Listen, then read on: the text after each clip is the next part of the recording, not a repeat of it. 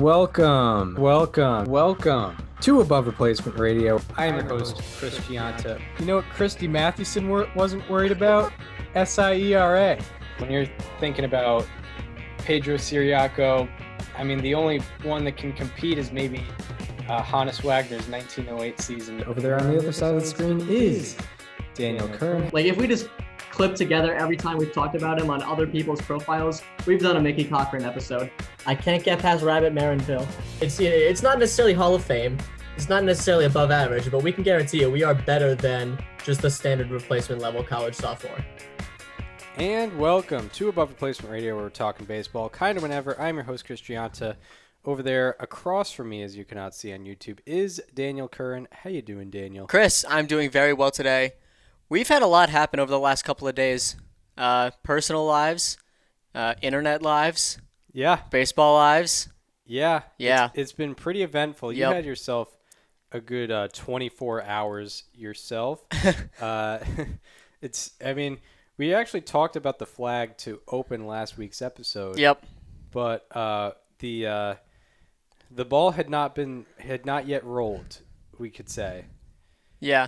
Daniel, did it all start with the president of Sports Reference? Yep.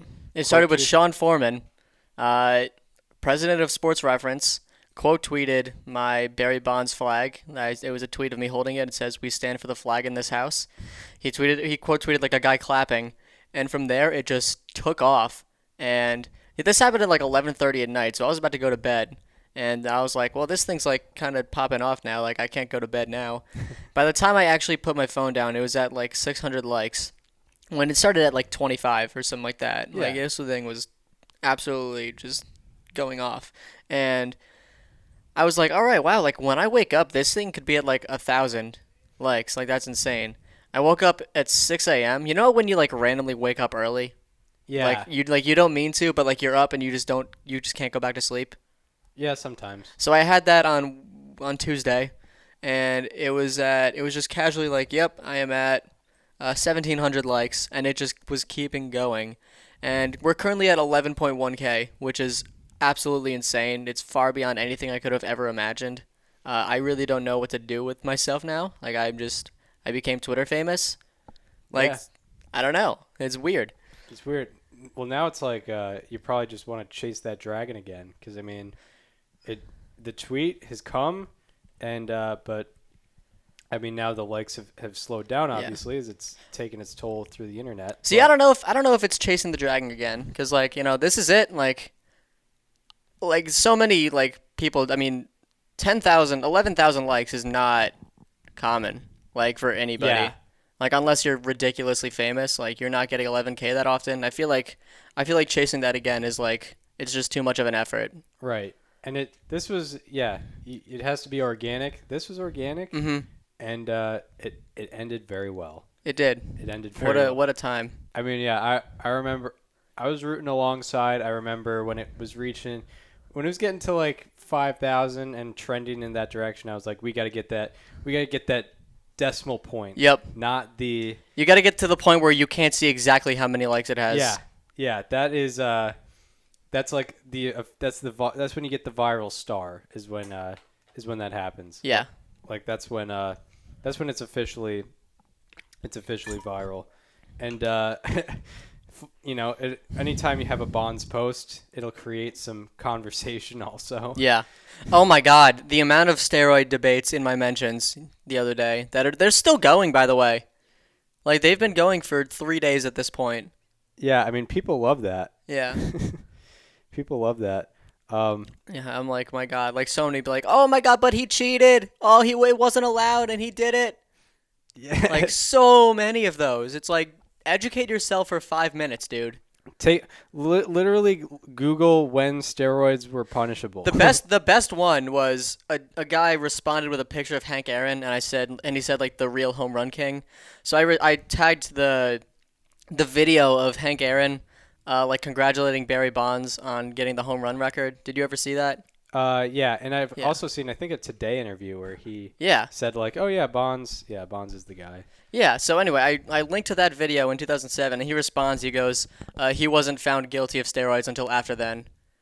So I literally went to Google. I typed Barry Bonds steroids 2006, and there was a New York Times article right there, and so I linked to it, and he never responded. Oh my god! Like it's that's all it takes. People's brains are just broken by that era, because it's pretty insane how that happens. But yeah, Barry Bonds will create some conversation, obviously. But yeah, I mean, we talked about how it was a great 24 hours for you. Yeah. Because at the end of the night, at the end of the 24-hour run, Red Sox Yankees happens, and I mean, Red Sox take control from the jump. Yeah, it was Chris and I are both Red Sox fans. We remain unbiased on this show. I think we should give ourselves credit for that because we do. We do. We remained as objective as possible. Chris even picked the Yankees to win the game, and I totally understood. But it was a very stress-free game for the Red Sox. Yeah, relatively. Like if this were a regular season game, it's like, oh, Red Sox had control. But like when postseason is happening, it's so amplified. You're never sure. That and like the Red Sox are so prone to just like having that one blow up inning. Yeah. Like it's not uncommon for them to lose a game like 5-3 when they give up 4 runs in an inning. Yeah, like when one reliever just is walking guys. It's usually like the 7th or 8th inning. Right, exactly. So yeah, first inning, Garrett Cole, I believe, he hangs a changeup after a walk to Rafael Devers, hangs a changeup to Xander Bogaerts. Bogaerts puts it into the center field bleachers. Fantastic way to start for the Red Sox. 2-0. Nathan Eovaldi, the entire outing was just on fire. 8 strikeouts, no walks, 5 1/3 innings pitched, 1 earned run allowed. I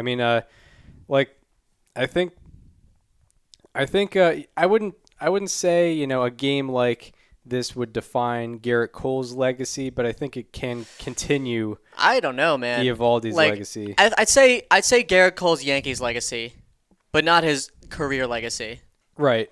Because he was lights out for the Astros in 2019. He had that 15 strikeout game against the Rays. He pitched well in the World Series, except for when he faced Juan Soto. He shut the Yankees out for 7 innings in the Bronx. Yeah, very good against the Yankees and for other teams, but his Yankees playoff legacy as of right now is that he has started both games that they've been eliminated in since he came over. That is true. And he didn't pitch badly in the Rays game last year, but the reality is he started the game and they lost. So yeah, he hasn't had that big moment for the Yankees. Mm-hmm. I would give credit to how he pitched against the Rays in that elimination game. Yeah, he pitched well, but the reality is he lost. I mean, he didn't lose, but his team lost. Yeah.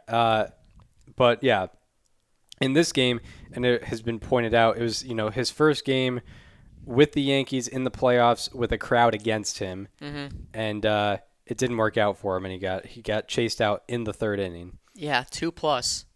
2+, and I guess it did also amplify how important that home field advantage was, because it's hard to see the game going that same exact way in Yankee Stadium. No, it's absolutely impossible to see it going that way. Right. That's such a difference maker. It's crazy because they tied, and the Red Sox won the season series. So this was all one game that separated everything. The Red Sox had one of the most comeback wins of any team this year. Right. I think it's them and the Mariners. The Yankees had some of the most brutal losses this year. If one of those things goes a different way, we're looking at that game in Yankee Stadium, and it's probably a completely different story. Right, exactly. I mean, the Red Sox still might come out on top, but I don't think it's that comfortable. No. Because Eovaldi was just. I feel like it didn't matter where he was; he was going to be. Doing pretty Stanton well. would have hit 3 home runs if that was at Yankee Stadium. That is true. Yeah. Ballpark dimensions played a huge factor. Forgetting about the crowd. Yeah, that is true. That's one factor I forgot. Yeah, we could. The John Sterling thing was just. I feel so bad. I know I'm not supposed. I am a Red Sox fan, but I do truly appreciate John Sterling. He is a treasure. He's been doing this for like 40 to 50 years. He's never missed a game. Yeah. I think like 1982 was the last time he missed a game or something like that. Yeah, because I remember I think a game happened. There was like a doubleheader where like Rosh Hashanah or Yom Kippur was that night. I think it might have been Yom Kippur. Or no, I think it was Rosh Hashanah. Yeah. Rosh Hashanah was happening that night, and he's Jewish, but he still went to the game. Still went and called the game. But yeah, I mean, he is like, when you think of Yankees personalities today, I mean, he's top like 3 at least. Like that's what you think of when you think of the New York Yankees. Yep. Is that radio voice? But yeah, it was tough. I imagine he wasn't there. Like, I don't think so. He couldn't have been there. Like, I know the TV broadcasters just came back. This was a national thing, and plus, like, for safety reasons, they probably might not have wanted him there. Yeah, especially a guy as vulnerable as he is. Mm-hmm. But yeah, he called. Actually, no, I feel like he was there. I feel like I saw a picture of him there. Yeah, I feel like at this point, all the broadcasters are where they're supposed to be, but might be wrong.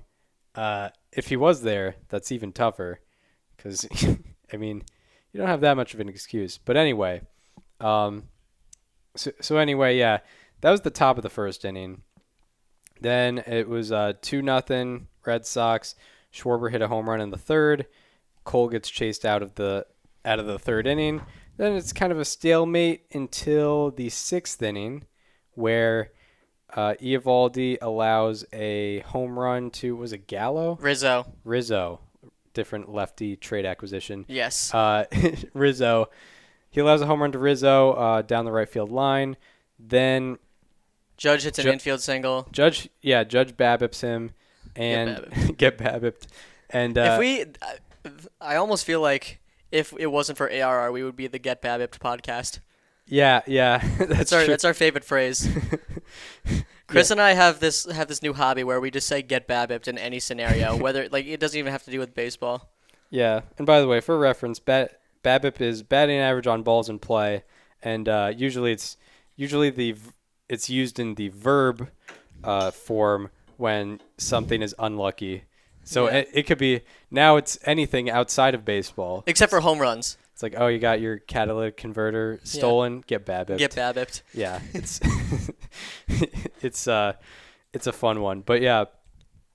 So yeah, Eovaldi got BABIPed, and then Cora takes him out, and we have Ryan Brazier in, and this is arguably like the turning point of the game, or it halts any momentum the Yankees could have had. Yeah. Stanton hits a towering double off of the left center field wall. Definitely would have been a home run in Yankee Stadium. And I think it was a home run in 11 of 30 ballparks. Yeah. Makes sense. It's off the wall. Verdugo fields it okay. He throws it into Bogarts. No, Kike threw it in.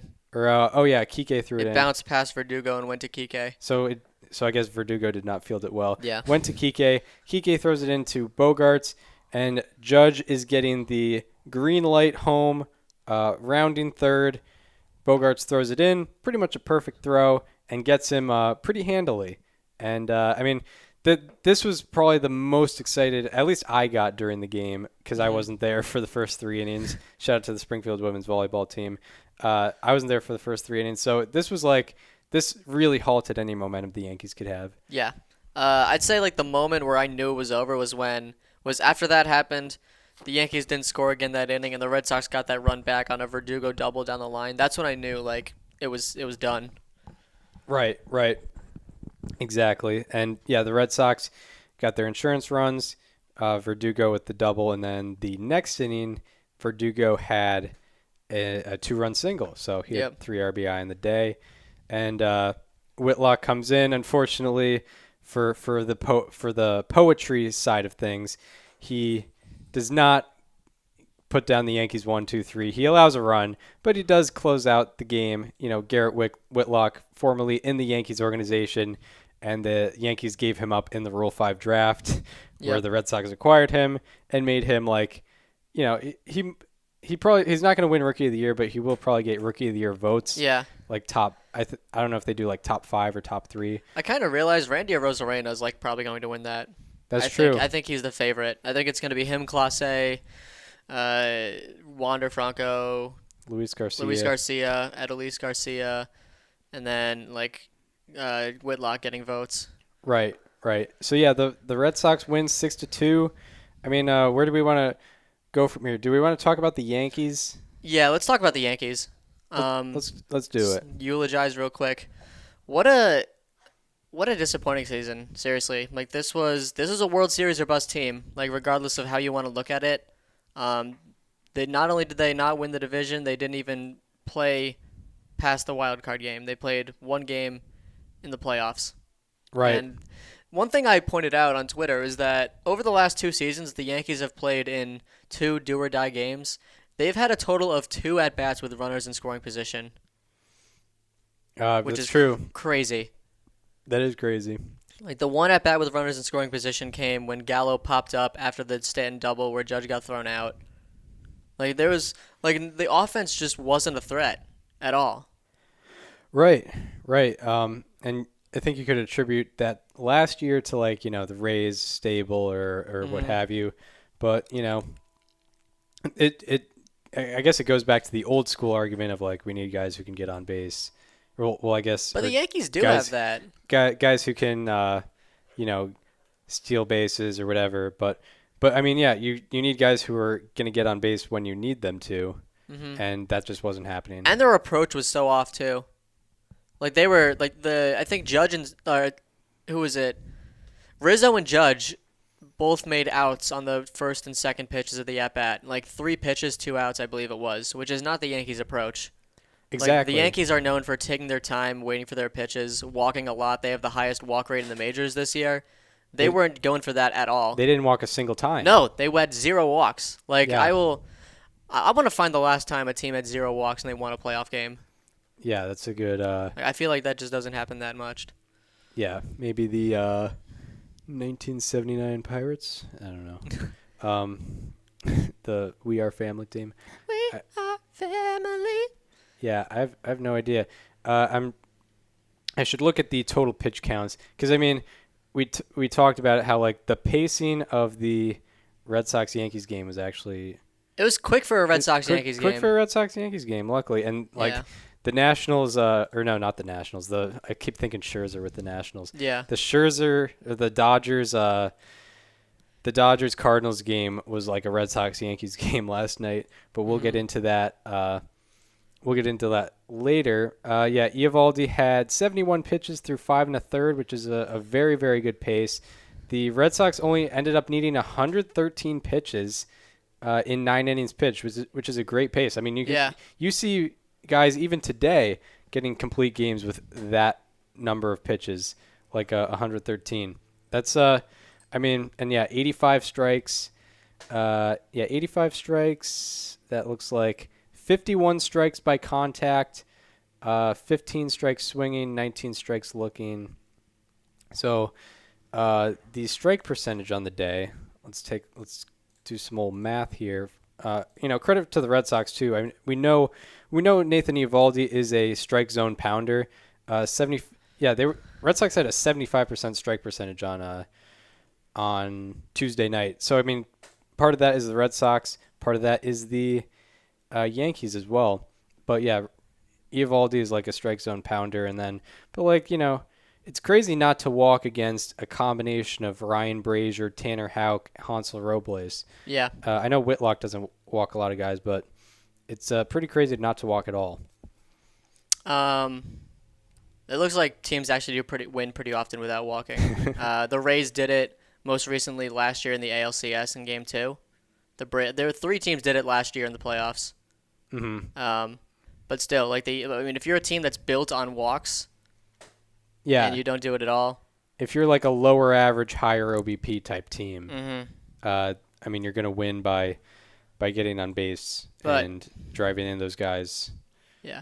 Wow, look at this. The most runs a team has scored in the playoffs without walking is 9 by the 2002 Angels. The most runs scored by a team that won in the playoffs without taking a walk. 2002 Angels, it was the clinching game against the Yankees. Oh. Jared Washburn got the win. Of course he did. Ace of that team. Jared Washburn. So in 2002 you had Jared Washburn, and now you have Jared Walsh. Yep. Full circle. But yeah, the Yankees, they haven't fired Aaron Boone yet. Yeah, that's crazy. I mean, his contract is up. I was say, are you really firing him if you're just not renewing his contract? It would be funny if the Yankees were just like, for financial reasons, we're gonna let him go to the free agent market. We're right around the luxury tax. Yeah, we can't be having him around. Anyway, here's a record-breaking deal for insert manager. Yeah, for Buck Showalter. Yeah, for Buck. I really hope the Yankees go out and get Buck. That'd be funny. Just satisfy all the Yankee Twitter fans. Yep. Because it's not exclusively boomers who are having that take. It's like, well, the Yankee fans are different. Yeah, Yankee fans are pretty different for sure. Right. So yeah, they haven't fired Aaron Boone yet, but it could be a thing where they just say like mutually parted ways because of the contract situation. Yep. So that could come a little later. I can't imagine he stays. I can't imagine they sign a new contract for him. This tenure as a manager has just been so wild. Like, if you think about Red Sox and Yankee fans' perception of Aaron Boone before 2018, you know, in Boston he has the middle initial. In New York he's a hero. Completely reversed. Right. Like the 2003 the 2003 ALCS walk-off is completely tainted for Yankee fans now. That's true. Like, they can't look at that the same way again. Right, because I mean they didn't even win the World Series that year. They didn't even win the World Series, and I mean Aaron Boone wasn't even like interviewing for other teams. Like, do you really think he would have gotten that job if he didn't hit that home run? Probably not. Right. It's not like the it's not like I forget what teams were looking for. What we're looking for managers. The Red Sox, the Tigers. Yeah, I can't imagine the Tigers were like, we need to get this look at Aaron Boone. Yeah. But it's funny. It's funny the roller coaster ride of the Aaron Boone Yankees tenure, because 2018 he was getting bashed. They were favorites to win the division that year when, oddly enough, when the Red Sox won the World Series. And then he was getting bashed. Not a lot of Yankee fans were a fan of him. 2019, he turns the tides in a year where they have all the injuries in the world. They go 103-59, second best record in the American League. They win the division. They go to the ALCS, and the perception of him changes a little bit. 2020, I guess it goes a little bit down. In 2021, it just gets worse because they were never in a comfortable spot in the American League East to begin with. I mean, them getting in the wild card.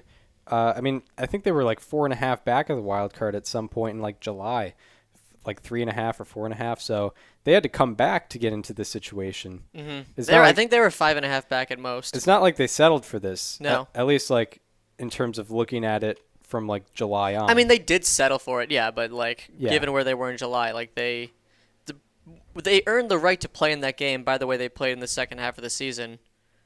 But, I mean, realistically, that's not a game they should have been playing in when you look at what their expectations were. Exactly. Crazy. CC Sabathia made this point on his podcast, and I took a deeper look into it, and it's really interesting. Between 2018 and now, the Red Sox eliminated the Yankees in the postseason, won the World Series, rebuilt, developed an entirely different core, and beat the Yankees again. And by the way, they beat the same Yankees core again. Right. Yeah, like that's this, and in the meantime, the Yankees have done pretty much nothing of substance. Yeah, right. I'm looking at this. You look at the roster. Mm-hmm. Like, Gary Sanchez was on the 2018 team. I know you're looking at the roster right now, but do you want to guess the amount of players on both teams that played in both Game 4 of the 2018 ALDS and in the wild card game? Start with the Red Sox. So the Red Sox had, Game 4. So that means. I don't think Brazier appeared in that game. He did. Yeah, Brazier's one of them. Brazier's one of them. Yeah. Okay, so, Robles wasn't in there. Houck wasn't in there. Whitlock wasn't in there. So I'll say that outfield wasn't in there. So I'll say, did Vasquez play in the wild card game? So I'll say 3. 2. 2. Bogarts. Oh, that's it. Oh, because Devers did not play in that game. Nunez was playing. Wow. Yep. And then And then Yankees was Actually, wait, did probably, Vasquez play in that? Oh, Vasquez, yeah, Vasquez did had the play. home run. Okay, yeah, so three players. One of them didn't. Two of them didn't start. Yeah, that's true. Yeah. The Yankees, 5 people just in the starting lineup were in that game. Judge, Stanton, Torres, Sanchez. Actually, Sanchez didn't start, but Sanchez and Gardner. Wow. Yeah. Like the Red Sox beat them with an entirely new core. Right. 4 years later, which is absolutely insane to think about. Yeah, and to go back to Aaron Boone a little bit. I mean, a lot of people talk about with managers like maximizing your own player's performance. Mm-hmm. And when I look at the stat lines of these Yankees players, I don't see any maximization of performance. No, like Giancarlo Stanton was their best player this year, probably. I still feel like they didn't get everything out of him based on what you saw in his Marlins days. Right. Like I still think he's capable of like putting up a 50 home run season. Yeah, he's got that power stroke in him still. Maybe you don't blame Boone for that because like he still had a very good year. He probably had his most successful year as a Yankee. Like he stayed on the field, he played well, he was consistent, he was clutch. Like that's about it. Right. Are you referencing Stanton or Judge? Stanton. Yeah. Yeah. Judge had a good year, but you got what you expect from Judge. You got a 916 OPS, good defense to go with that. 39 home runs or something. 39 home runs, along with 373 OBP, 544 slug. But you look at DJ LeMahieu underperformed this year with the 711 OPS. Gleyber Torres, 697 OPS. Gio Urshela, you expect more out of. He had a 720 OPS. And even pitching, no one really overperformed pitching-wise. You kind of got what you expected out of Cole. Jordan Montgomery, he had a good year, but he didn't necessarily shock anybody. Same with Jamison Tyon. There's nothing that was really like... Maybe Nestor Cortez. Yeah, like Nestor Cortez and like Jonathan Loaizaga. Outside of those guys, there weren't any Yankees where you're like, wow, this guy's performing. This guy's doing... It's like, oh, wow, Aaron Judge is doing what? He's having an MVP caliber season. Like, no, you didn't get any of that this year. So yeah, that's kind of where we're at with the Boone thing is, not a lot of maximization right there. Yep. And the fact that they had a 92-win season and lost first game in the playoffs to lose out on the whole season, I think that says all you need to say about where Aaron Boone stands. And then I think the last thing to touch on with the Yankees is, there's some decisions to be made, with this core. Aaron Judge is a free agent at the end of 2022. He just had a good full season, so I guess you probably want to extend him. I think they do. Like he said, he wants to be a Yankee for life. You make that happen. I think. You know what? I think this might be the year that they trade Gary, because Judge, Gallo, and Sanchez are all free agents next year. If you're gonna commit to Judge, you might as well get something for Gary, because I don't think they'd get both.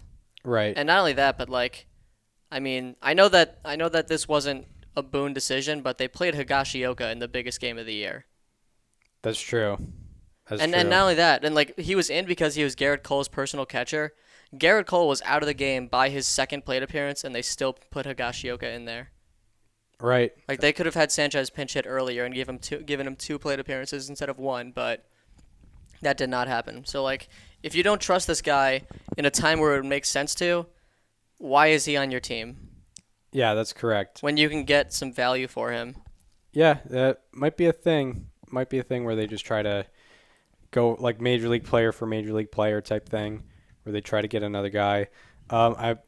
I'm guessing the Yankees will probably go after one of the shortstops. Oh, absolutely. In the offseason. Absolutely. Gleyber Torres isn't cutting it at that specific position. I think that's the one thing you can lock in for free agency. Like the Yankees get one of Seager, Story, or Correa. Exactly, for sure. Anything less than that would be an embarrassment to the franchise. And I wonder what they'll do pitching wise. They probably won't get one of the.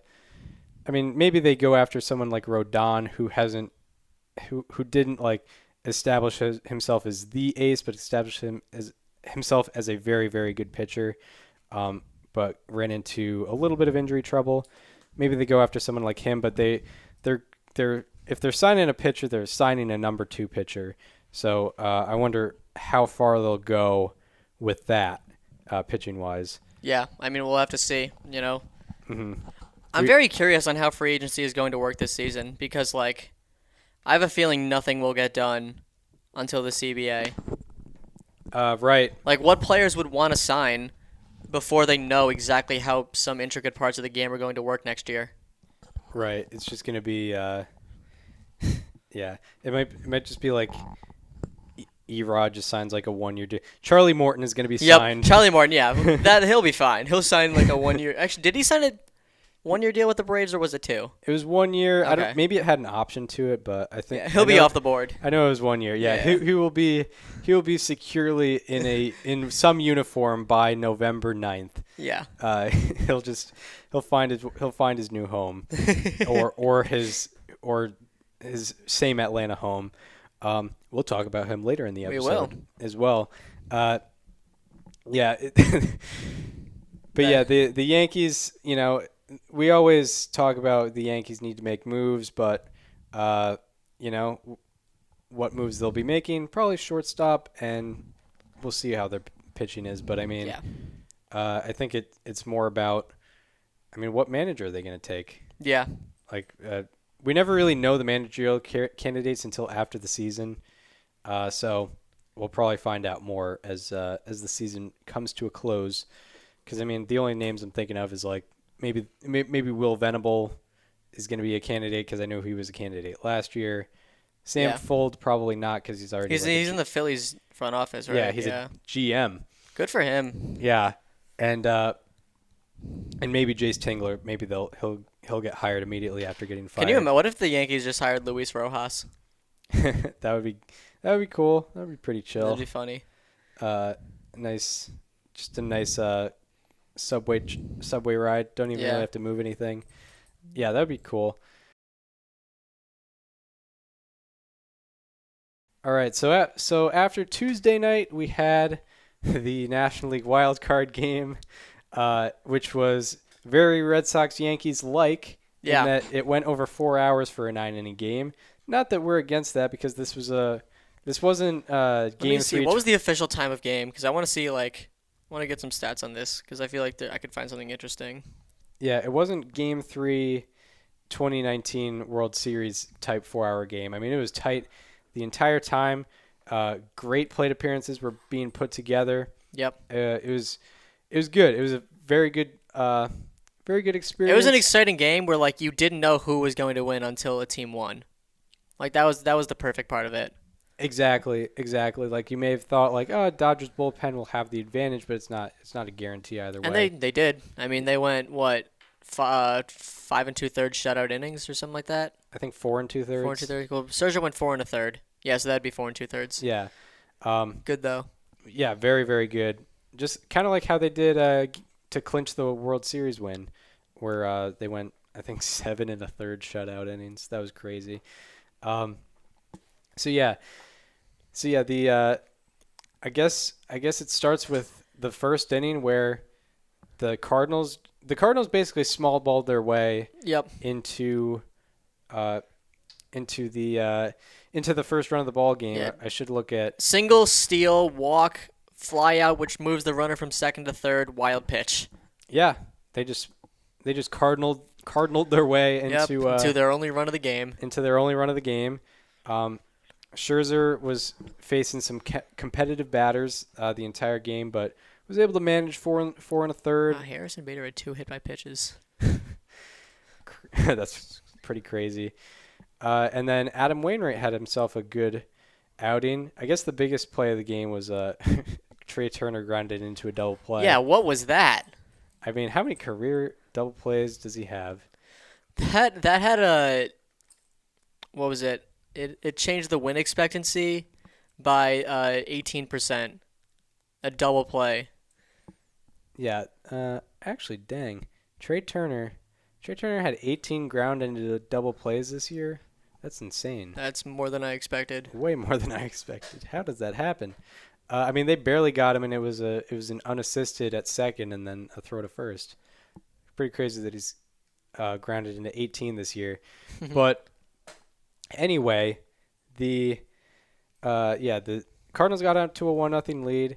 Adam Wainwright found himself in some trouble in the third inning, got out of it with the double play. I think it was on a pretty good pitch, too. I think it might have been a curveball, or maybe I'm just guessing that because it's Adam Wainwright. But nonetheless, he gets out of it against a very good hitter in Trey Turner.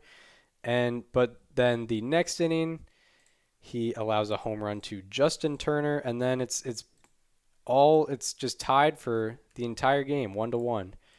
I mean, it's tough to really analyze a 3-1 ball game. Wow. This is the only game in postseason history that went 4 hours and 15 minutes, was 9 innings or less, and both teams scored 3 runs or less. I'll get the button out for that. Why not? Right? I'll get the button out for that. It's not history series. It's not a segment, but it's a random stat drop. It's a random stat drop, and that's what the button is all about. So for this one, the longest, somewhat uneventful game ever, but like that's not a bad thing. Like it was a pitcher's duel. Yeah, it was great. And that sounds not fun, but it is. It is fun. It is. It is fun. That's crazy.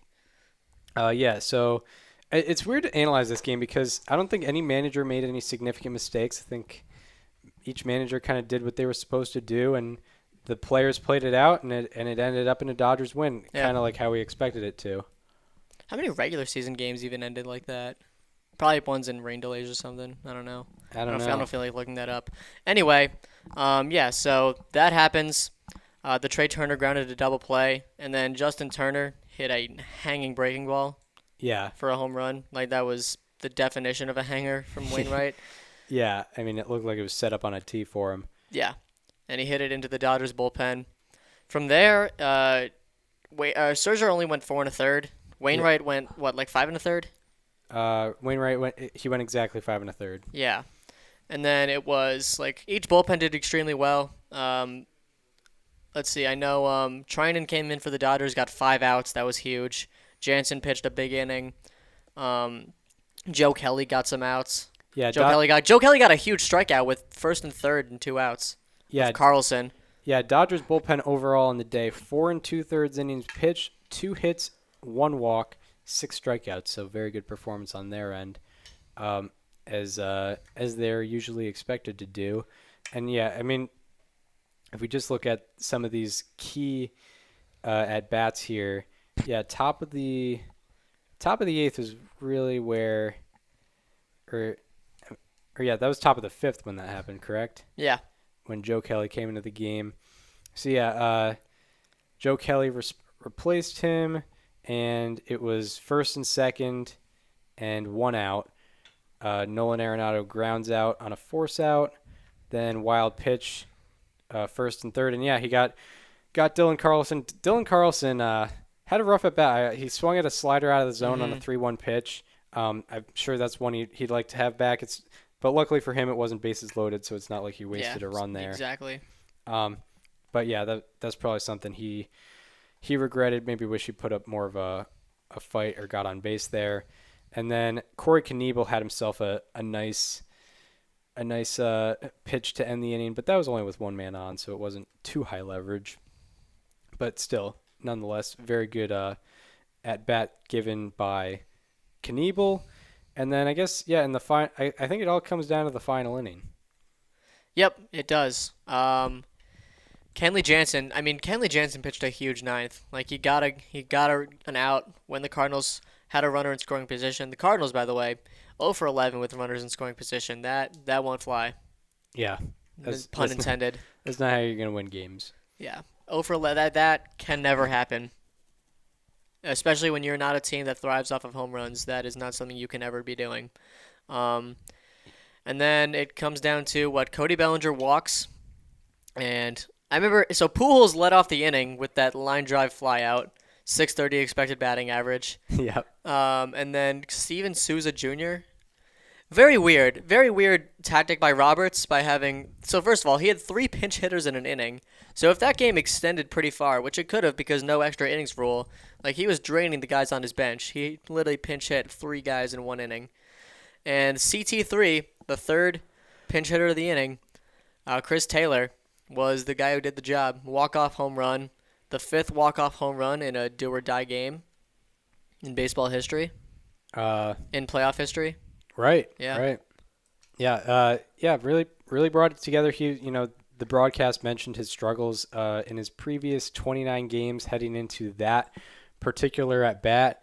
He had like a 424 OPS, a strikeout rate above 30%. So maybe it was a little more understandable him not A, start, and B, be like the first pinch hitter called upon. Steven Souza Jr. still, like, I admit, pretty weird to have him in instead of Chris Taylor. Pujols made sense because, like, he was facing a lefty in TJ McFarland.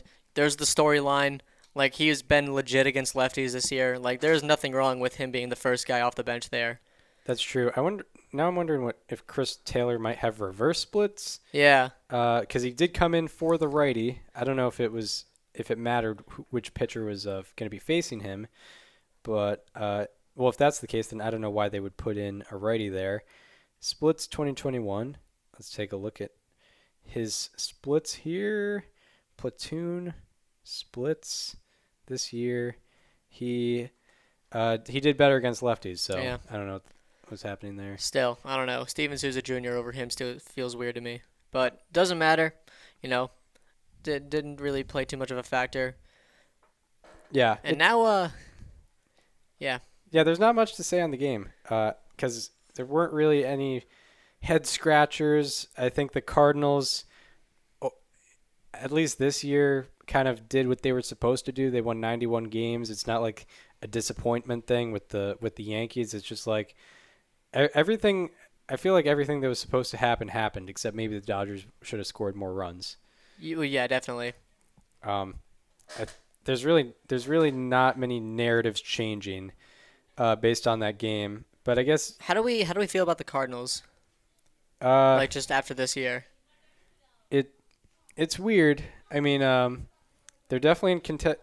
They're definitely. It's not. They didn't get there by luck, so I mean, we're not counting out playoffs for them next year. So it's not like, this might be Yachty and Wainwright's last time in the playoffs. It could be.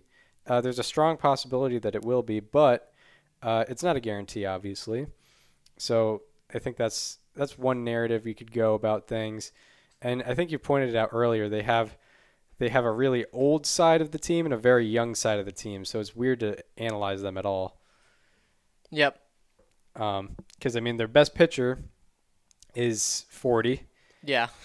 But they have plenty of up-and-coming position players with Dylan Carlson, Harrison Bader, who else? Tommy Edman. I think Tyler O'Neill. Like, I think I will remember this as for the Cardinals as like the 17-game win streak and the breakouts of Tyler O'Neill, most importantly, and also Harrison Bader. Like, this is the first year we we always knew he was a defensive god.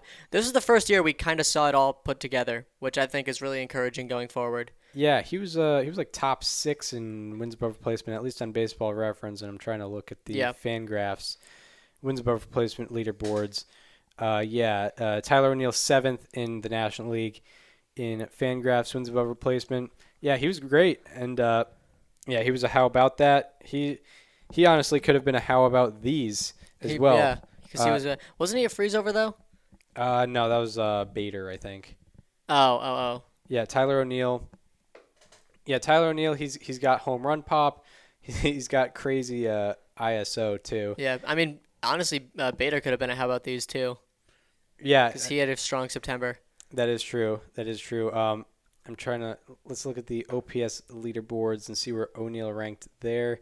O'Neill was also 7th in the National League in OPS. He was. I mean, he established himself as one of the best hitters in the league, power hitters. Yeah, 912 OPS, and I know he's a sprint speed guy too, like very high sprint speed. To go with that, 15 stolen bases on the year. That's something to consider. Also, like he could be one of the go-to position players in the National League. Yeah. He could be like a very dark horse MVP pick next year. Very, very much so. Very much so. I think that's possible. That is true. And And then I think when you go from in between the old spectrum and the young spectrum, you got the two guys on the corners, Arenado and Goldschmidt. And I feel like you should expect about the same production as you did this year. That's a big three in that offense. Yeah. The storyline is those two because they're the veteran players. We've seen them all and what they can do. Tyler O'Neill can hang with them. In fact, you could probably argue he's a better hitter than both of them right now. Yeah, I mean, he finished with better OPSs than both of them in the year 2021. Yeah. So, I mean, yeah, with the Cardinals, I mean, there's definitely some things to look forward to as a Cardinals fan. It is weird because they were expected to win the division this year. They didn't. They were lucky to even get in the postseason. It took a 17-game win streak to get them there. Yeah. But it does still feel like this was kind of encouraging. They just need to rebolster that pitching staff. Yeah, they do. They're known for being just fundamentally sound and good pitching, but they're an offensive team right now. That is true. They need to balance it out more. Yeah, so I wonder what because the Cardinals are never a team that's very active on the free agent market, so I wonder if they try to get someone on the trade market pitching wise, but you need some more starters. You can't just have you're not just going to re-sign John Lester and I would hope not and call it a day. And call it a day. I sure would hope not. I would be actually very upset if they did that. Yeah, you can't be doing that, especially with the pitching staff that the Brewers have built. You can't just go to them with that. Otherwise, you're going to be underdogs heading into the year, at least for the NL Central crown. Absolutely. All right. Where do we want to go from here? Let's preview the Red Sox and Rays ALDS just briefly. Yeah, for sure. This is the Heim Bloom series. It's his old self versus his new self. That is true. That's true. It's kind of like the Rays already have their developed thing, and the Red Sox are still trying their developed thing. They're trying, we've talked about it before. They're trying to become the Dodgers in 3 to 4 years. The Red Sox are weird because they have an entirely new core, but they're not young. Yeah. So it's not like they're an up-and-coming team. You can't really say that either. It's almost like the 2013 team, at least age-wise, where they just have veteran guys who are doing pretty well. Yeah, it's hard to preview this because it's obviously not starting pitcher versus starting pitcher. No, here. not at all.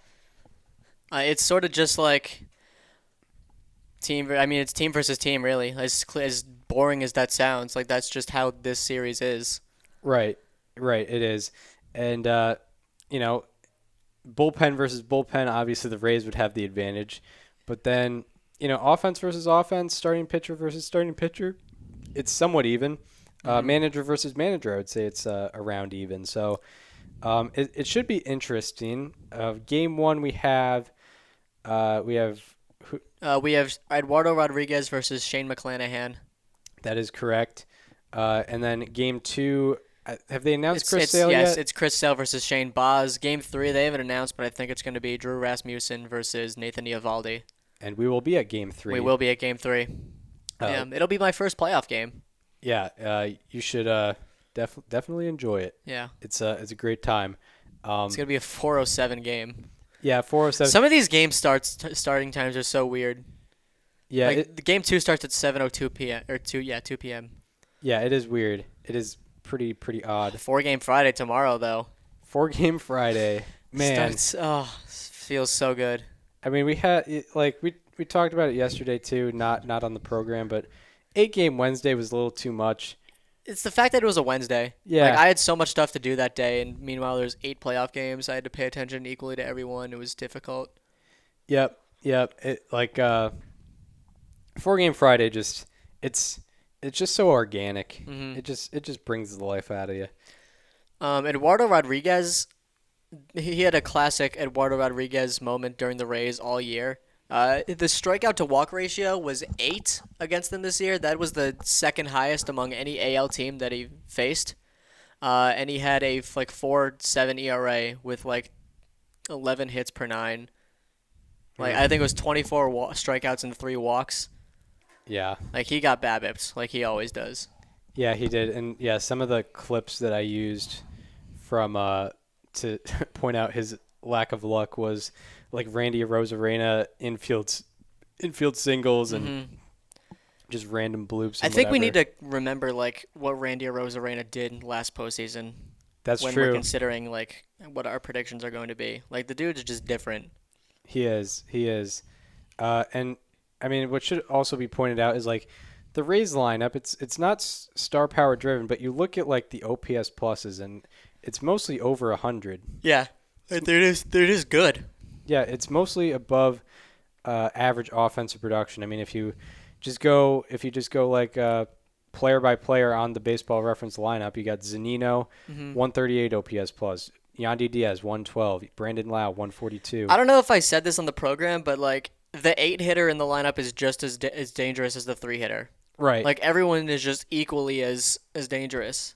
Yeah, there are no easy outs, but there are. I mean, I guess there is like an oh shoot, it's this guy, and it's probably Brandon Lau. Yeah, That's the best hitter on the team. yeah, and if he was trending differently, maybe Nelson Cruz, but he hasn't been trending well. Like the only guy with an OPS plus below 100 on the lineup sheet is Manuel Margot, who has a 98 OPS plus. And he also has 20 outs above average. Yeah, and he's a defensive guy. Yeah, he's a defensive god. Yeah, he is. So that's who you're facing. There's not really any holes in the lineup. And there's absolutely no holes on defense. That's where there's a huge advantage for Tampa. Exactly. Yeah, the team had a 112 OPS plus, and they were 5th overall in team OPS in the American League. And then, ERA plus 108. You know the Red Sox left Matt Barnes off the roster? No, I did not know that. They did. They put Danny Santana on it. Interesting. Very weird. And they took Connor Wong off as well. Wow. So I feel like that's not only because of performance. Yeah. I feel like there's no way. Like with the extension you just got, there's no way. They were just like, we don't want you here. Yeah, I think there might be some type of injury thing. Yeah. With him, that might explain some things. But yeah, I mean, with the Rays, it's a very complete team. I mean, when people talk about the playoffs, people point to like starting pitching, but that is not a thing we should really consider when we're talking about a Rays series. Ooh, breaking news. Something that needed to happen. Oh, never mind. It's a fake account. Carry on. Carry on. Okay. Never mind. I'm not even going to say what it was. But yeah, should we throw out some predictions for Rays Red Sox? Yeah. I've been trying to talk myself into it, but I got to go Rays in 4. Like I've been trying to tell myself maybe the Red Sox will stretch it to a 5th game, but I don't know. Everything is just so good on the Rays. Like there just isn't any holes, and I don't know. Right. Yeah. Especially when you get into the later parts of the game. Like the Rays have like the best offense in like the 7th, 8th, and 9th inning. The Red Sox bullpen has been shaky lately. The Rays have the best bullpen in baseball. Like exactly. As long as the Rays keep it close, and also, the Red Sox, they looked very good in the wild card game. There's still a lot of things they should have done better. They went 1 for 8 with runners in scoring position. Like they can't be doing that in this series. Yeah, that's true. You can't rely on the home run ball. No. Against this team. Yeah, it's weird because I mean it's hard not to react extremely well to that wild card game that the Red Sox had. Yeah. But I think about the trends that led into that game. Like I think over the past 2 months, the Red Sox have lost more games than they've won. That's something that kind of discouraged me about the team in the playoffs. I do like. If you look at just starting pitcher versus starting pitcher, I kind of like those matchups. But they're only going to be in for 6 innings max. Exactly. I like Chris Sale versus Shane Baz a little bit, but I don't know about our offense against. I don't know about the Red Sox offense against Shane Baz, and I don't know about the Red Sox pitching after Chris Sale. So I'm gonna have to agree with you. Rays in 4. I think the Red Sox win the 3rd game at Fenway. Hopefully for us. Yeah, that'd be nice. If it does go down like that. That's the one where I genuinely like the pitching matchup because we saw Evaldi go into the 6th. The Rays are a team that strike out a lot, and Evaldi's been a good fipster, if you know what I mean. Yeah, and it's hard to ignore. It's hard to ignore just the postseason stats in general for Nathan Eovaldi. Yeah. Where on Tuesday he improved his postseason ERA to playoff reputation is very real. he decreased his postseason ERA, or no, I think he increased it. He increased it to 1.63. Yeah. In 27 and So he's 2/3 trending in innings. the wrong direction. He is. I mean, watch out. He might go 6 innings. We 2 got a runs. volcano on our hands. He's erupting with his. He might give up 3 earned runs. With his 8 strikeout to walk ratio in the playoffs and 2 home runs allowed in 27 and 2/3 innings pitched. One of them was to Max Muncy. Yeah, one of them was in the One of them was to Anthony 18th Rizzo. inning. Yeah, one of them was in the 6th inning. Yeah, both in the 6th inning of his performance. Very true. So I'm comfortable not as a Red Sox fan, but as a baseball fan with predicting Rays in 4 there. We have consensus there, but we should talk about the upcoming series, a series that's starting in 40 minutes as of recording. So if you're saying we already knew part of the results of the White Sox Astros series, you're wrong. Yeah, we're because recording. it's 3:27 Eastern time. Game starts in 40 minutes. Yeah, so we're getting these predictions out at the buzzer. So first off, I think Astros, White Sox. First thing I think of is, Astros swept them in 4 games earlier in the year, but then the White Sox kind of got them back 1-2 out of 3 against them. What are your initial thoughts about White Sox Astros? This is the most, I told you beforehand, this is the most difficult series to predict, I think. Yeah, it is tough because we've talked about the White Sox against above 500 teams, but there is very good reason to believe in them. Yeah, there is. So, I mean, if you just look I'm trying to look at. So Lance Lynn is starting today. He's obviously faced the Astros a lot because he pitched for the Rangers for 2 years, so he's familiar with them. But I don't think he did well in those games. Yeah. So today you have Lance Lynn the Battle of the Lances. Here we do. Lance Lynn versus Lance McCullers. Watch for Lance McCullers' slider. He developed it this year. It became his primary pitch around mid-season, and it's filthy. Yeah, and then I think starter-wise, Chicago seems to have somewhat of an advantage. Houston's bullpen was kind of a crutch heading into the trade deadline. I don't know how much they fixed it. I mean, they got good acquisitions, but I don't know if it really fixed itself. I'm going to look at some stats on that.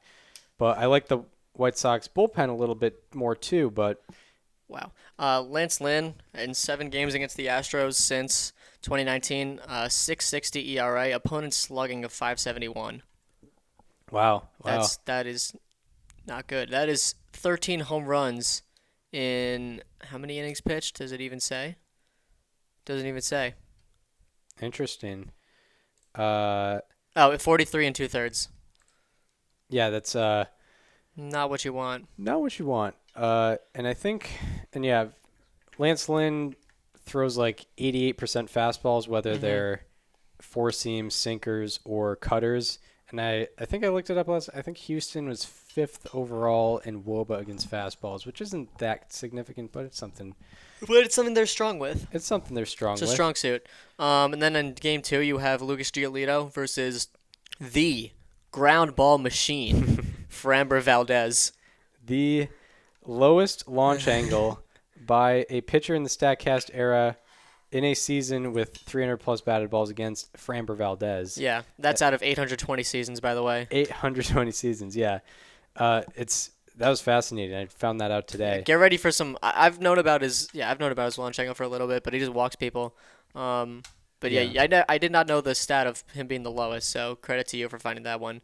Yeah, get ready to see the White Sox just punch some balls into the ground. Yeah. On Friday. Right. Since the trade deadline, the White Sox and Astros are 14 and 15 in bullpen ERA. So I guess they're somewhat even. They are even. Yeah. Which Just is crazy because the White Sox have Liam Hendricks and Craig Kimbrell. Right. And also Ryan Tepera and also Garrett Crochet's hurt, isn't he? I don't know. Is he still hurt? He got a fair amount of innings this year. And then Aaron Bummer he's not. Just make sure you don't take him out with runners on base. Yeah. That's just he's gonna be the counter to Framber Valdez. Yep. Yeah. They're gonna leave divots in that Minute Maid Park turf or grass. Ground balls will be hit. Imagine if they when they do the Red Sox Yankees promo, if in a way we had Framber Valdez and Aaron Bummer facing each other, it'd be like ground balls will be hit. For sure. For context, Aaron Bummer has a negative 10.6 average launch angle against. His average batted ball against is just a chopper. Yeah. It's crazy. It's I think he nuts. has 2 batted balls against all year that were above 45 degrees. It's if you pop out against Aaron Bummer, you basically won the World You Series. deserve an award. Yeah. For sure. Let me see who did it this year. You can keep going with your prediction if you want. Yeah, it's weird. The series is weird. I feel like home field advantage will play a good factor here. Mm-hmm. I feel like Minute Maid Park is a good park for fans to make their impact, especially since it's indoors. So it would be hard to break it down game by game, if we're being honest. I feel like after those Lance Lynn stats, I feel like McCullers. McCullers is also a guy with a decent playoff resume as well, especially at home. Yep. I know he had that. He was the starter of Game 7 of the World Series too, so can't discredit his road performance either. So yeah, I feel like Lance McCullers and the Astros get the win tonight. Then you got Giolito versus Valdez. I wouldn't count out either guy. I would say Giolito wins that.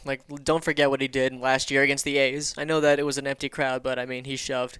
That's true. That is true. By the way, one of the 5 people to hit a fly ball off Aaron Bummer this year is Carlos Correa. Yeah. Okay. How about that? Watch out for the home run ball. Yeah, I don't know. It was a 60-degree launch angle. Well, I don't think that will ever be a home run unless it's inside the park. Yeah. Unless it's Prince Fielder in the Metrodome. Yeah. You're right in that it's hard to predict because it's hard to discount that White Sox pitching staff. I'll say Astros in 5 for the moment. Yeah. This might be an unpopular opinion amongst baseball fans, but I would not mind seeing the Astros win it all. It wouldn't be. Oh, also, can I say one thing? Go. How funny is it that in 2021 we have Tony Larussa versus Dusty Baker? So that gets into my next point. The reason why I'd be so happy if the Astros won is specifically because of Dusty Baker. Right. That man, I don't care what franchise he took over and what reputation they have. That dude deserves to win a championship. That is true. This is the 5th team he's been with. I think it's the 4th team he's gone to the playoffs with. Right. Might be actually no. He went with all 5 teams. He went to the playoffs with all 5 of the teams he's managed. Yeah, and if you were to go to the World Series, it would be his second team going to the World Series with. That would be correct. Yes. Because he's managed Reds, Nationals, Cubs. Giants, Cubs, and now Astros. Astros. Yeah. I didn't know about the Cubs one. I would be. He went in 2008 with the Cubs. Okay. Yeah. I would be. Yeah. That being said, I would be happy for Dusty Baker. And I'm going Astros in 5 as well. All right. So, good consensus from ARR once again. It's hard, especially with the 5-game series to be a little different. All right. So I think we get a Rays Astros rematch. Right. That's true. This time with crowds. That should be pretty interesting. So now we'll talk about Brewers Braves to start. The revenge of Milwaukee. Milwaukee is still so mad about the Braves leaving in 1966. This series is for Hank Aaron. This series is for Hank Aaron and Eddie Matthews. Yeah, Eddie Matthews. It was hysterical. He played for the Braves in Boston, Milwaukee, and Atlanta. Yeah. Gotta love it. But anyway, Brewers Braves. I mean, there's many angles you can go about it. Yeah, there are many angles. I think the big story is just gonna be Brewers pitching versus Braves offense. Potentially, yeah. Yeah, I think this one. I think the Braves are getting very overlooked. Just because they underperformed. Ronald Acuna's not there. They kind of have a new identity as a team this year. True. And Milwaukee is just, they outperform their expectations. They have a killer pitching staff with, the three-headed monster with Burns, with Woodruff, and with Peralta. Not to mention they have guys like Andy Ashby. They have guys like Adrian Hauser that you mentioned. Of course, they have Josh Hader. Like every arm they throw out there is gonna do damage. Right. Yeah, like the Brewers pitching staff is extremely deep. And I think there's also a thing of like Braves pitching staff versus Brewers offense. Braves pitching staff has definitely picked up over the last couple months. And the Brewers offense has kind of been strugglesome all year. Yeah, I mean a 91 OPS plus from that team overall. So yeah, they're not the 2018 Brewers. Yep. That's for sure, and for good reasons and bad reasons. With the offense being a little depleted. I was to say it's very opposite, right? Yeah. Yeah. Yeah. Like I did not think we would be thinking of this team this way. They had like Yali Shashin starting game 1 for them. Right. So actually, I was doing some research for actually one of my classes. We're doing an online magazine, and I'm talking about Brewers Braves is one of the articles I'm doing. Nice. So I found some stats, luckily, from that. Wait, for TV journalism, you're doing an article? We'll talk about that later because she changed the name of it. She didn't even change the name of it yet. She basically did. It's multimedia journalism now. I forgot. Little inside CUSJ for the listeners out there, but the Braves. So since pretty much after they broke that win-loss purgatory that they had, they've been on fire. So the Braves since August 3rd have a 36-18 record. Not the best competition they've been facing, but nonetheless 36-18. The Brewers in that span 31-24. So the Braves in the last 2 months basically have been 5.5 games better than the Brewers. And this, I'm not saying that this is obvious why the Braves should win, and I'm not even saying that the Braves will in fact win. But I think there's some things to consider trend-wise, and not basically on the overall in the year. Also, and let's pretend peripherals don't exist for a second. But in the second half, so tonight we have or tomorrow night at 4, which I don't know if that's night or day. It's a weird time. But tomorrow you have Max Fried versus Corbin Burns. Corbin Burns obviously had the better overall. I thought Charlie Morton was pitching game 1. Oh, that's actually true. Yeah. Okay, well that ruins my point. But Max Fried. I'll just say these stats. Max Fried in the second half had a 1.74 ERA. Charlie Morton since May 19th, which is his last 25 starts, 2.88 ERA. So these are things to consider for sure. And they're trending in the right direction. I wouldn't say they're 6.5 games worse than the Brewers, like the overall standings would say they were. But I think also with the Brewers, starting pitching and home field advantage might play a role. But do you want to get into how you think this series might play out? It's going to be, I think. This is such a difficult one too. Like I think that you mentioned the Braves have been hot lately, but the Brewers just have more of a pedigree. That is true. I mean, they're gonna need that pitching to stay put. Like they're gonna need it to be what it's been. The thing with Corbin Burns is that he doesn't really go deep into his starts, which is really weird because like he's known for striking out a lot of guys and not walking anybody.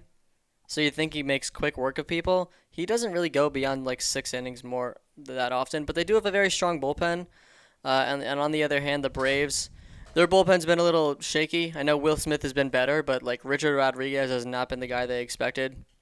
Right. Luke Jackson's been very good for them this year. His walk numbers are not great, but the walks are especially like big in the postseason. When they get Minter up and moving, he's been big though. Yeah, very recently. Minter, very good peripherals. The 3.78 ERA with a 2.69 FIP. That's pretty good. And he started out like cold too. Yeah. What I will say about the Braves bullpen is since August 3rd when their hot, I don't know if you call it streak or just stretch started. Since August 3rd, they're 4th in bullpen ERA, which is something to consider, and I believe that is better than the Brewers bullpen ERA during that span. But peripherals, I think, they got a little lucky. I think. Sure. Since June 21st, AJ Minter has pitched 27 to third innings. He's a 2.63 ERA with a 2.22 FIP. Yeah. It's really good. Right. Are we doing predictions yet, or are we just... We can do predictions. I'm thinking game by game right now. I think tonight, or no, not tonight. Tomorrow night, 4 p.m., we have Charlie Morton versus Corbin Burns. I think that stays pretty even throughout the game. I think, like, when Corbin Burns does go deep into his starts, though, like, they're good starts. Oh, obviously. Like, it's like 8 innings pitch. Like, he had that almost no-hitter. He had that game against the Cubs where he struck out like 13 or something like that. Right. I think Morton and Burns stay pretty even throughout the game, and I think the bullpen decides it. And I think Milwaukee's bullpen is going to outdo the Braves' bullpen, and they win by a score of maybe 2-1 or 4-2, 3-2 or something like that. Yeah, I'm thinking 4-2. Then you have the Brewers are going to rely on some runners and scoring position stuff because they don't have an overpowering offense. They have guys that, like when I talked about Willy Adames this year, I talked about his WPA. I talked about his clutch, stuff like that, because that's really what he's been for this club. We're going to need to see Yelich step up. We're going to need to see Avisel Garcia, Omar Narvaez, these bats that they have that, they've had solid years, but overall this offense is not super overpowering. It's just a matter of getting it done when they need to. That's true. Also, what I'll note is, and I know this doesn't signify like them playing in like competitive games because the Brewers have kind of had this wrapped up for a while, the National League Central. But in their last 28 games, the Brewers were 13-15, which is not awful, but something to consider a little bit. And I'm trying to look at since September 2nd where their team batting ranks are before I make my next point. Because I would think if they were struggling, I got you. We'll unless you got it. We'll do a speed run. All right, September 2nd, you said. September 2nd, 3rd, and we'll go to advanced. Have a little. I got it pulled up. The Brewers were 19th in offensive wins above replacement on Fangraphs with a 2.9. They had an 86 weighted runs created plus. They were 25th in OPS. Yeah, it's not great. Teamwork. We were able to do that a lot quicker. That was nice. They hit 228 over that time. That's not very good. That's like one of the worst in baseball. And that leads into my next point. That's why I believe that in Game 2, Max Fried is not going to allow a run. Wow. I don't think he's going to throw a complete game shutout, but I think he'll go 6 or 7 shutout innings. Max Fried, we saw him in the playoffs last year. It was very good. So I think he carries that in. He's carrying some momentum from the entire second half. So I don't think he allows a run. Maybe I think that's a little hot, but I don't think it's crazy hot. I think I'm just gonna throw out my prediction right now. I'm saying Brewers in 5. Brewers in 5. I have another 5-game series. I think it's just gonna come down to bullpen. Right. And then I think another factor. So we're probably gonna have Ian Anderson in Game 3. Which is going to be interesting. He had a good year, ran into some injury stuff, but had a good year and was great in the playoffs, obviously, last year. And that's probably going to be against Freddie Peralta. And then Game 4, I don't know. It depends where each team is situationally because you could have a guy on 3 days rest, as we've seen many times before. I mean, the Brewers have the luxury to like throw out Eric Lauer in Game 4 and feel decent about it. Yeah, Eric Lauer or Adrian Hauser. Like that's why the Braves don't. I don't know if they really have that. Like, who would their Game 4 starter be? Yeah, I don't know. I mean, it's not Bryce Wilson. No, it's definitely not. It's definitely not Kyle Wright. Right. After last year. I feel like no matter what, they might just have Charlie Morton go out for Game 4. Yeah, that would make sense. Like, I mean, you know, it'd probably be Huskar Yanoa, I guess, right? Yeah, I guess. But he's been on the downward trend. Right. Yeah, I'm thinking. My brain is just trying to fire right now. Yeah. I think it might end up coming down to like, how does Ian Anderson versus Freddie Peralta go? Yep. I think that might be a. Do you want to say right now whoever wins Game 3 wins the series? Whoever wins Game 3 wins the series. Yeah, I'll say that. Oh. I'll say that right now. All right. Because I see a split happening in the first 2 games with with my confidence in Max Fried. So whoever wins Game 3 wins the series, and who is gonna win that game? Gonna be in Atlanta. Oh man, I'm not confident in either offense either. Like the Braves offense had their stretches, but I mean they're without Acuna or Ozuna, as they've been for most of the year. You know what? I'll do the hot take and say Braves in 5. Ooh, okay. Chris has the 88 win Braves moving on to face the 106 or 107 win Dodgers or Giants. That's going to be interesting. All right, and now for the final series to talk about, final LDS to talk about. It's probably the best matchup in LDS history. This is basically. I want to say this is basically the NLCS. I won't, but it feels like whoever wins this is going to have a lot of momentum and is just going to be the better team. Yeah, I agree. And I mean, honestly, it's not a guarantee. No. I wouldn't say like whichever team wins here is going to go right through the other teams just like butter, but I think it could also be considered like the World Series almost. Yeah. Like You could make that case. Cuz I like both of them against the Rays, Astros, White Sox or whatever. Mhm. These are the two best teams in baseball in my mind. Yeah, that's extremely valid. I'm really excited about the Game 1 matchup, Walker Bueller versus Logan Webb, both of them have a sub-3 ERA against each other this year. Yeah. Against the other team. Logan Webb, one of my favorites in general. Another ground ball machine, guy with a negative average launch angle against. Yep. And I don't know. I mean, I love that matchup. Bueller, we all know about how good he is. He's been that way for a few years. He had a lot of good success in the postseason last year as well. Yeah. And overall, I mean, Yeah. 2018, he had that start. outside of the Braves series, I mean, he had good starts against the Brewers and Red Sox. Yeah. If my memory serves correct. And still, he was like 22 at that time. Yeah, it was crazy. And yeah, 2019 he was great too. Yep. I should actually look up his career postseason ERA. But anyway, go on. Yeah, I mean, like, that's going to be a good matchup. Has any other matchups been announced in that series? I mean, there's ones that you can, like, assume maybe. I think Gossman's going Game 2. He's probably going to be going against Urias. Gausman, Urias, yeah, that would make sense. Yeah, they just announced Gausman. And then you would have Scherzer going against the Desclafani. Yeah. Okay. Well, I think. And then probably, like, Alex Wood versus, I don't know, do they go Bueller again? Yeah, it just depends on, like, if these teams are going to go. Maybe Gonsolin. Go with guys on 3 days rest.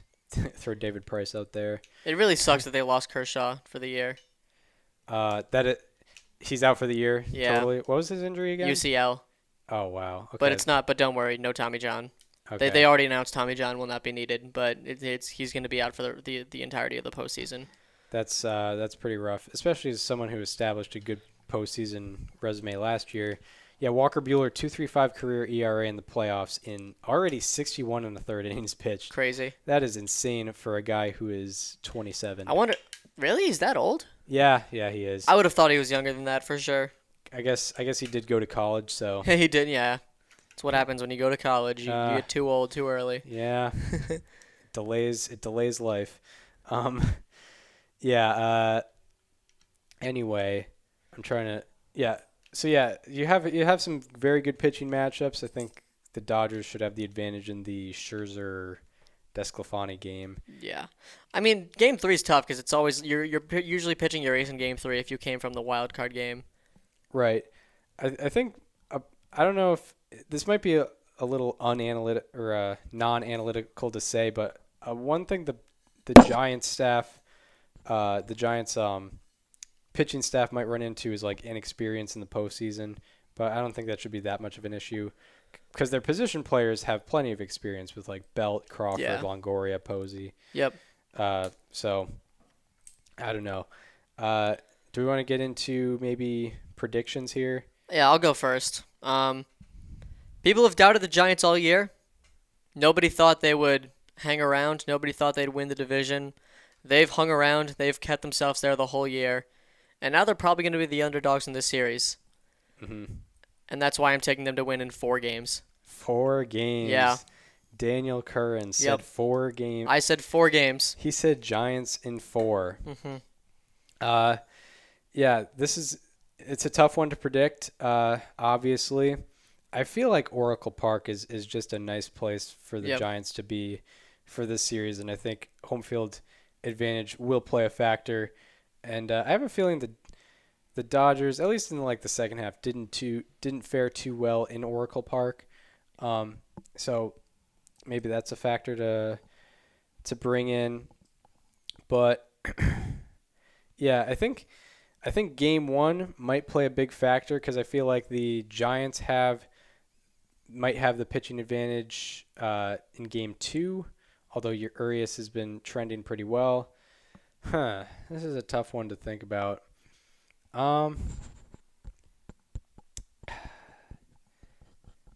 You said Giants in 4. Mm-hmm. It's really tough. I mean, they're so even. They are. It's a 107 win team versus a 106 win team. Yeah, you know what? The Dodgers had their World Series last year. I think the Giants are going to come out a little hungrier, and they're going to win in 5. Okay. I'll be the safe corporate guy. I'll be safe and say Giants in 5. Yeah. Yeah, I'll say Giants in 5. They'll win that last one in Oracle Park with probably maybe Gossman or Webb on the mound. So yeah, to break down our predictions in final, I have Astros.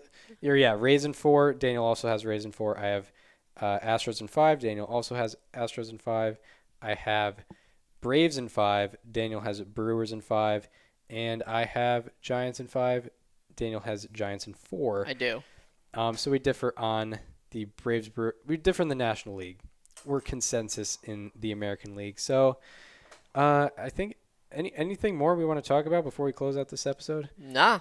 Good. I mean, we're at an hour 22. Yeah. on the recording. Sounds about right. So yeah, it's 4:07 right now, so we got to get going. We got the game on.